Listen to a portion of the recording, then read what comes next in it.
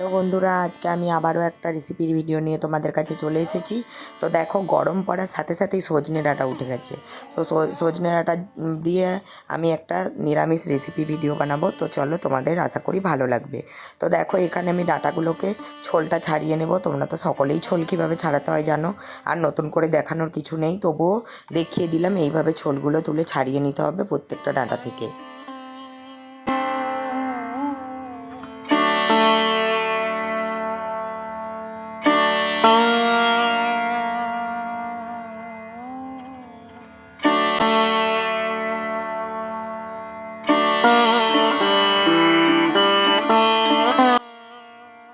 দেখো বন্ধুরা, ডাঁটার ছোলগুলো পুরো ছাড়িয়ে নিয়েছি। এবার আমি এদিকে কেটে নিয়েছি আলু আর বেগুনগুলোকে লম্বা লম্বা এরকম মোটা মোটা করে কেটে নিয়েছি।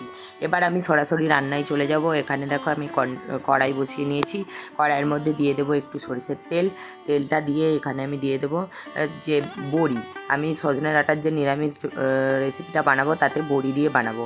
এরকম বিউলির ডালের বড়ি থাকলে বড়ি দিয়ে বানিও, না থাকলে না দিও, আর খেসারির ডালের দিলেও দেওয়া যাবে। তো আমার এখানে বিউলির ডালের বড়ি ছিল, তাই এখানে আমি কিছু বড়ি তেল দিয়ে ভেজে এরকম লাল লাল করে তুলে নিলাম।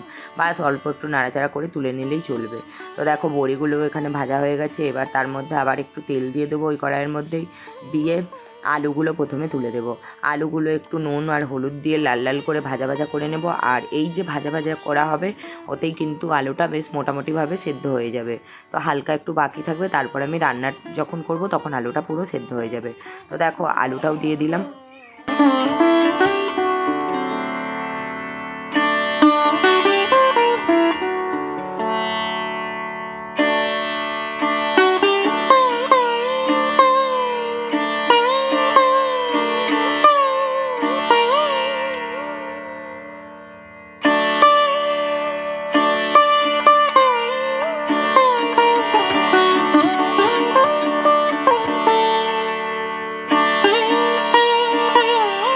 আলুটা ভালো করে লাল লাল করে ভাজা ভাজা হয়ে গেলে এখানে আমি 2-3টে টমেটো দিয়ে দিলাম।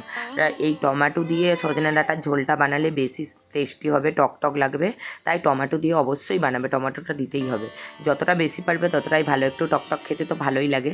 তো টমেটোটা এখানে গোলা গোলা করে নেব। দেখো, টমেটোটা প্রায় গলে গেছে।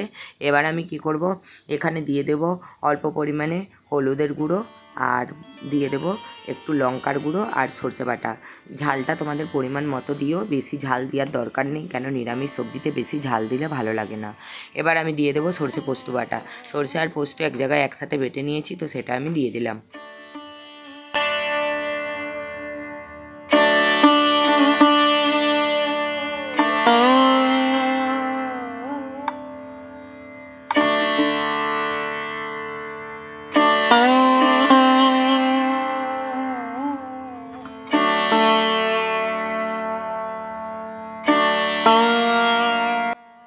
সরষে আর পোস্তটা দিয়ে ভালো করে নাড়াচাড়া করে মশলাটা তৈরি করে নেওয়ার পর, যেহেতু সরষে বেশি নাড়াচাড়ার দরকার নেই, জল দিয়ে দিতে হবে। তো অল্প একটু জল দিয়ে দিয়েছিলাম, দিয়ে নাড়াচাড়া করে নিয়েছি। দেখো, আলুটা এখানে প্রায় সেদ্ধ হয়ে গেছে। এবার আমি দিয়ে দেবো ডাঁটাগুলো, কেটে রাখা ডাঁটা আর বেগুনগুলোও দিয়ে দেবো। ডাঁটা আর বেগুনটা এই কারণেই লাস্টে দিতে হবে, তার কারণ ডাঁটা আর বেগুন সেদ্ধ হতে বেশিক্ষণ সময় লাগবে না, তাই জন্যে এই শেষের দিকেই দেবো। দিয়ে নাড়াচাড়া করে নিয়ে আমি পরিমাণ মতো জল দিয়ে দেবো। তো দেখো, বেগুনগুলোও দিয়ে দিলাম, দিয়ে এবারে নাড়াচাড়া করে জল দিয়ে ঢাকা দিয়ে দেবো।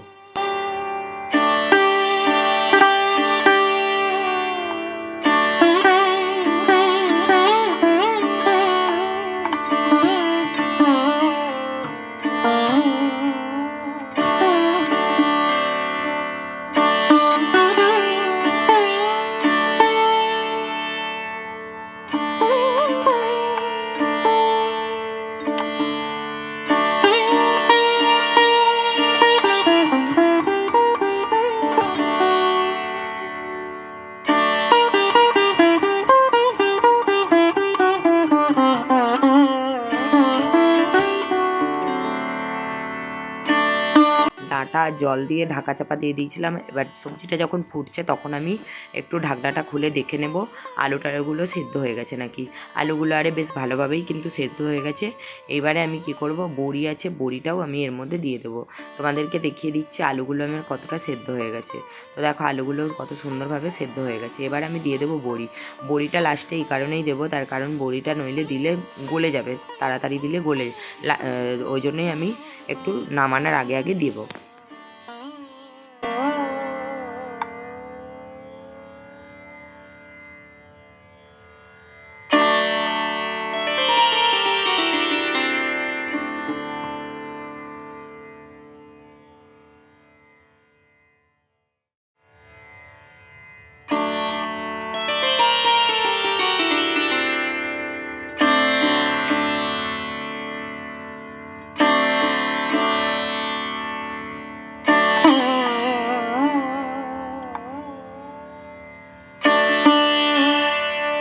দেখো বড়িগুলো দিয়ে এখানে নেড়ে দিচ্ছি। নেড়ে দেওয়ার পরে গ্যাসটা বন্ধ করে দেবো, সরি গ্যাস নয়, ওভেনটা বন্ধ করে দেবো। তো এবার আমি সবজিটা নামিয়ে নেবো। তো চলো বন্ধুরা, ভিডিওটা ভালো লাগলে লাইক করো, কমেন্ট করো, শেয়ার করো। যারা আমার চ্যানেল নতুন আছে চ্যানেলটা সাবস্ক্রাইব করে পাশে থাকা বেল বাটনটি বাজিয়ে দাও। তো চলো বন্ধুরা, টাটা, বাই বাই, আসি আজ।